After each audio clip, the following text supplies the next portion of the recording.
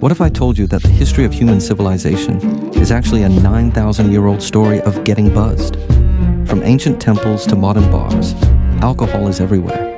It's there for our loudest celebrations, our most sacred festivals, and our loneliest, most heartbreaking nights. It has the power to make us feel alive, to help us release our inhibitions, and to let go of our burdens. But it can also break our will, destroy our resolve, and even change the course of destiny itself. Alcohol is one of humanity's oldest friends, but it might also be our most dangerous and deceptive enemy. Today, let's take it from the very beginning. How was it actually born? Why is almost every culture on Earth obsessed with it? What are the myths and forgotten histories hidden behind the bottle? And how does it quietly, almost invisibly, reshape our bodies, our brains, and even our entire existence? If we turn back the clock, the relationship between humans and fermented drinks is almost as old as civilization itself. Archaeologists have found that the earliest evidence of alcohol dates back about 9,000 years to the Neolithic age. Deep inside pottery shards discovered at the Jiahu site in Henan, China, researchers found residues of fermented rice, honey, and fruit.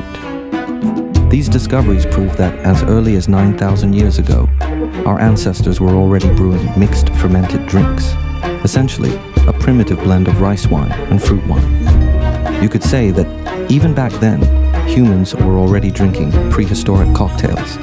Meanwhile, in the Middle East, specifically in modern-day Iran and Georgia, ancient vessels and traces of winemaking dating back 7,000 to 8,000 years have also been unearthed. Think about that. As soon as humans started settling down, farming, and making pottery, we had already figured out the good stuff. We learned to put grain or fruit in a jar, let nature take its course through fermentation, and then take a sip of a liquid that makes the world look and feel a little bit different. But alcohol was never just a drink. It might have been an accidental discovery, or maybe humanity's very first chemistry experiment. Honestly, it's more likely that before we even learned how to write, we had already invented this tool, a medium to talk to the universe and tap into our deepest emotions. Think about the word itself. In English, alcohol comes from Arabic. Originally, it meant essence, or the distillate of the soul. Get this. It was first used to describe the fine powder women used for eye makeup. Later, the meaning shifted to the concept of extraction, taking the soul of something and concentrating it into an essence. Because of this soul-extracting quality, some ancients used to say that alcohol was actually a spirit that could capture your own. In Japan, the word sake is much more straightforward, representing prosperity and blessing. Drinking there is part of Shinto rituals. It's a way to converse with the gods. It is something seen as pure, clear, and respectful. But the Chinese character for alcohol, Ju, is even older and more grounded. If you look at the ancient oracle bone script, the character is literally a pottery jar with 3 drops of water, representing a vessel filled with water and fermented grain. From ancient sacrifices and grand feasts to tearful goodbyes or just drinking alone, this single character has traveled through 3,000 years of history. In the writings of ancient scholars and poets, clues about Ju appear everywhere. So you see, just the name for alcohol alone is already packed with stories across different cultures. Some call it a blessing, some call it a danger. Some use it to drift into dreams, while others lose themselves in it. But how did we move from a lucky accident to a craft? Before ancient people even understood what fermentation was, they probably just left a pile of fruit in a corner. A few days later, they found this mushy pile of fruit didn't actually stink. Instead, it had this sharp, aromatic scent. It tasted sweet, and after eating it, they get flushed, start giggling, and even break into song and dance. That was the world's first drink. I've got to hand it to our ancestors. They were incredibly brave. They were willing to put pretty much anything in their mouths. I guess that's how innovation starts, right? As time went on, we mastered the technique. We discovered that brewing boils down to 3 key elements: sugar, yeast, and time. You have to nail the temperature and humidity. Too hot or too cold, and the whole batch is ruined. While wine relies directly on the natural sugars and wild yeast of the fruit, grain-based brewing is a much more complex human intervention. The longer you wait, the smoother and more mellow the flavor. In the end, what you get isn't just a beverage, it's a snapshot of a culture and a bridge to the divine. Wine also plays a massive role in our mythologies. In Greek mythology, there is Dionysus, the god of wine. His story starts with his mother, Semele, a mortal princess. Legend says Semele prayed to feel the love of a god, and her devotion caught the eye of Zeus. Zeus took on a human form, and they fell in love. But their romance was top secret because Zeus was terrified of his wife, Hera's legendary jealousy. He'd only visit Semele at night and never showed his true divine form. But you can't hide a secret from the queen of the gods forever. Hera disguised herself as an old woman, got close to Semele, and planted a seed of doubt. Are you really sure the man you love is Zeus? What if he's just a con artist? Semele started to waver. She needed proof, so she made a request. She wanted to see Zeus in his true divine form. Zeus knew a mortal body couldn't handle the raw power of a god's true self, but he had sworn an oath by the river Styx to grant whatever she wished.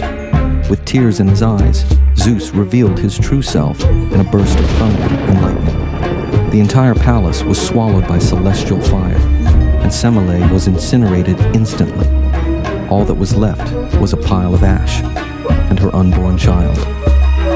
Devastated, Zeus dove into the flames, pulled the tiny life from the ashes, and stitched the baby into his own thigh, using his divine body to finish growing the child. 6 months later, Dionysus was born from Zeus's thigh. He grew up in the wild, raised by spirits of the mountains and forests. He was untamed and innocent. In the woods, he learned to brew wine and experienced human emotions through the lens of intoxication. When he grew up, he traveled through Egypt, Asia Minor, India, and Thrace, the ancient regions of modern-day Turkey and Southeast Europe. He taught people how to plant grapes and brew wine in the poorest soils. But he didn't just bring a drink. He brought liberation and ecstasy. He was always surrounded by the Maenads, his female followers who dropped everything to join his wild celebrations. He ruled over joy, but also over madness. He represented the thrill of life, but also the dangerous, uncontrollable impulses within us. The ancient Greeks even held festivals for him, which many believe is the origin of theater, because stepping onto a stage to play someone else is like touching that thin line between logic and emotion. In Japan, alcohol is more than a drink. It's a ritual and a way to talk to the gods. Ancient Japanese people believed sake was a gift from the heavens. Even today, shrines keep the tradition of offering omiki, or sacred sake. In Japanese mythology, sake is a sacred tool that can trick demons and change fate.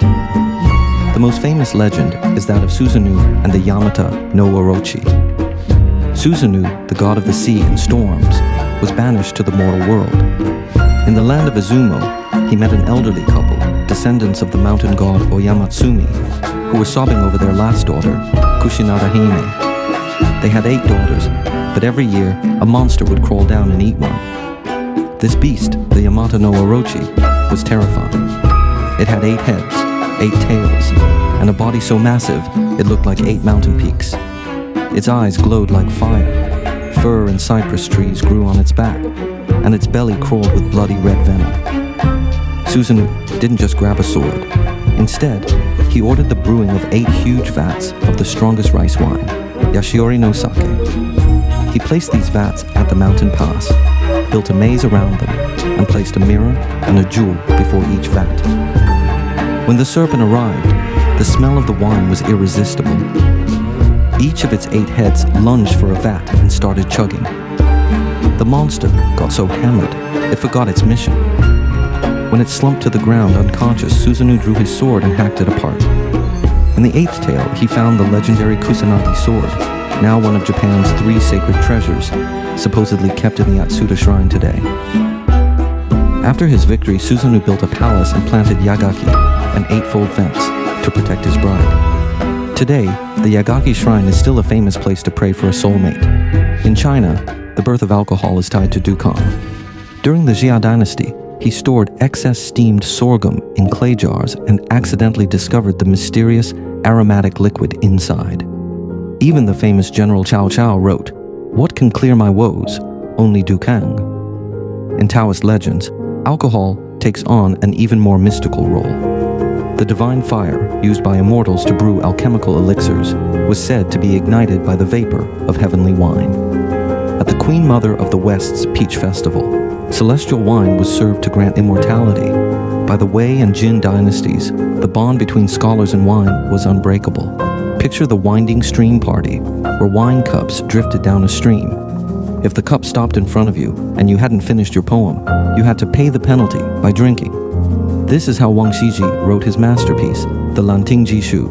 It was a flash of raw inspiration, written while tipsy. Later, when sober, he tried to write a more formal version, but he could never recreate that same soul and magic.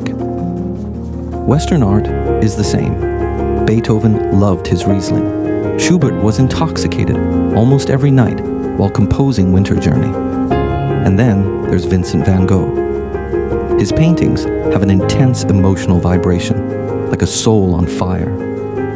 In reality, he struggled with heavy drinking, specifically absinthe, the green fairy.